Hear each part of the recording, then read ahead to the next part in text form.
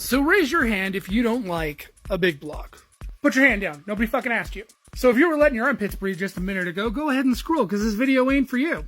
Now, I don't have much experience with big blocks, and I'm definitely not one to school anybody on them, but the one experience that I did have with big blocks was a 400 cubic inch big block out of a Buick. Now, in high school, I had a best friend who was about 6'100" and had a slight tick. He was red-haired, weighed probably about 75 pounds soaking wet, and he owned a 67 Buick GS 400. That tick made him absolutely horrifying to drive with, and he also had a huge lead foot. So let me put it this way, the car would occasionally change lanes involuntarily. He couldn't help it, that was the way God made him. But the one thing that he would talk about in depth, whether I like to hear it or not, was the fact that early Wildcat motors were incredibly difficult to get your hands on. Generally, the Buick Wildcat motors from 1960 to about 1963. And there was a really good reason for that. And I realized that a lot of other people probably don't know why those motors are so difficult to get a hold of. And it's not really what you think, because the scarcity for those engines didn't actually happen until they hit the junkyards. And I assure you, it wasn't hot rodders that were going in and grabbing them all up. So, who was it? That would be the US Air Force.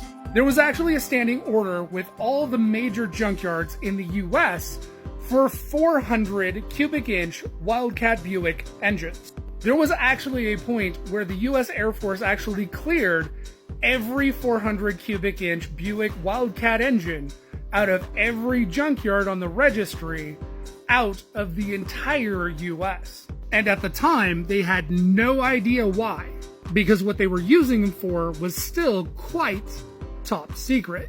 And what they were installing those engines in was this flat cart here. This is a flat start cart for an SR-71 Blackbird.